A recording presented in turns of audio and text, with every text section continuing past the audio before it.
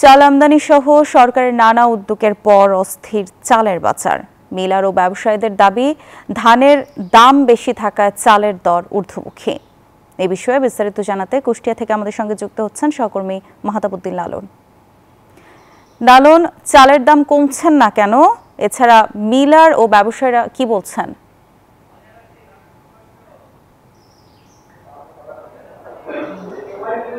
ধন্যবাদ মনিরা। আপনি জানেন দেশের অন্যতম বৃহৎ চালের মোকাম কুষ্টিয়ার খাজানগর।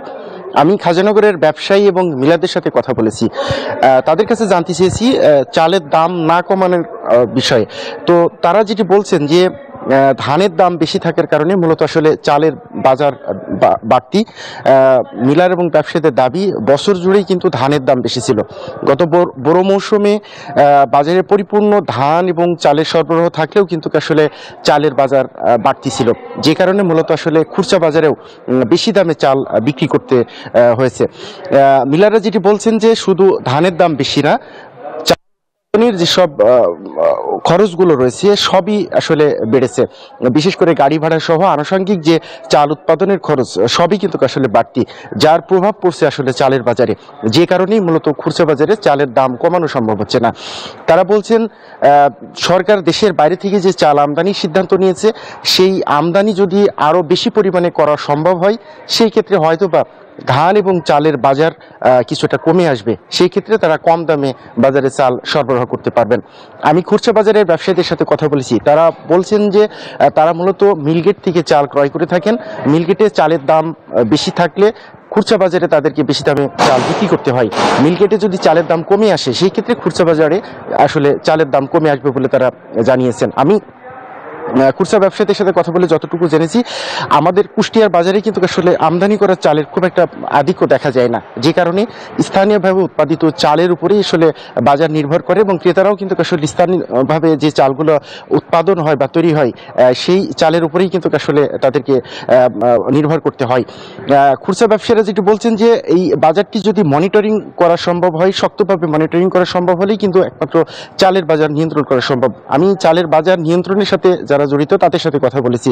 কুষ্টিয়ার জেলা প্রশাসক এবং বাজার কর্মকর্তা আমাকে জানিয়েছেন যে যেহেতু দেশের অন্যতম বৃহৎ চালের মোকাম খাজানগর, এই খাজানগরের ব্যবসা এবং মিলাদদের চালের দাম নিয়ন্ত্রণে রাখার জন্য তারা সব ধরনের উদ্যোগ নিয়েছেন। বাজার মনিটরিং সহ মিলাদদের সাথে বারংবার কিন্তু মিটিং করা হয়েছে। তারপরেও আসলে যারা এই চালের বাজার বৃদ্ধির সাথে জড়িত তাদের জরিমানা সহ অন্যান্য শাস্তির আওতায় নিয়ে আসা হয়েছে।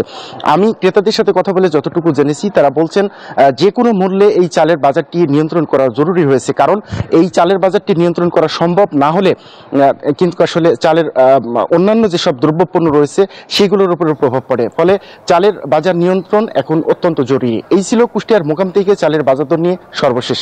মনিরা, ধন্যবাদ লালন আপনাকে। দেশের বিভিন্ন জেলার হাট বাজারে আগাম শীতকালীন সবজি বিক্রি করছেন কৃষকরা। এসব সবজি বিভিন্ন স্থানে কিনে নিয়ে যাচ্ছেন পাইকাররা। এ বিষয়ে বিস্তারিত জানাতে চুয়াডাঙ্গা থেকে যুক্ত হচ্ছেন সহকর্মী জামান আক্তার। জামান, আগাম শীতকালীন সবজির দাম কেমন দেখছেন? এছাড়া ক্রেতা বিক্রেতারা কি বলছেন?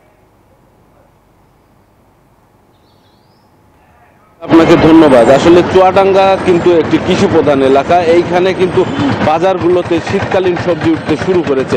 শীতের শুরু না হলেও কিন্তু বাজারে ইতিমধ্যেই শীতের সবজি আসতে শুরু করেছে এবং বাজারে কিন্তু সবজির দাম অনেকটাই কমে এসেছে বলে দাবি করেছেন বিক্রেতারা। যদিও ক্রেতারা বলছেন যে এখনও কিন্তু তাদের নাগালের মধ্যে সবজির দাম আসেনি। তারা যেটি বলছে যে 40-50 টাকার নিচেই কিন্তু কোনো সবজি এখনও পাওয়া যাচ্ছে না। অন্যদিকে এই সবজি উৎপাদনকারী কৃষকরা যেটি বলছেন, তারা বলছেন যে তারা কিন্তু অনেক কম মূল্যেই পাইকারদের কাছে সবজি বিক্রি করতে বাধ্য হচ্ছেন। তার মানে তারা অনেকটা কিন্তু সবজির মূল্য পাচ্ছেন না বলে দাবি করেছেন। আমি চুয়াডাঙ্গার ভালাইপুর বাজারে এখানে আছি। এইখানে একটি বড় পাইকারি মোকাম রয়েছে, যেখানে অন্তত প্রতিদিন কোটি টাকার সবজি বেচা কিনা হয় এই বাজারে। আমি অন্যদিকে কৃষি বিভাগের সাথে কথা বলেছি। কৃষি বিভাগ যেটি জানিয়েছে যে চুয়াডাঙ্গাতে কিন্তু 8,500 থেকে 9,000 হেক্টর জমিতে এবার আগাম সবজির উৎপাদন হয়েছে এবং তা থেকে অন্তত 1.5 লাখ মেট্রিক টন সবজি উৎপাদনের লক্ষ্যমাত্রা কিন্তু নির্ধারণ করেছে চুয়াডাঙ্গার কৃষি বিভাগ। তো এই ছিল চুয়াডাঙ্গা থেকে আমার কাছে সবজি বাজারের খবর। ফিরছি স্টুডিওতে। মনিরা, ধন্যবাদ জামান আপনাকে। বান্ডেল থাকলে প্রতি সেনমানিতে টাকা বাঁচবে। বিকাশ সেনমানি বান্ডিল কিনে জিতুন প্রতি লেনদেনে।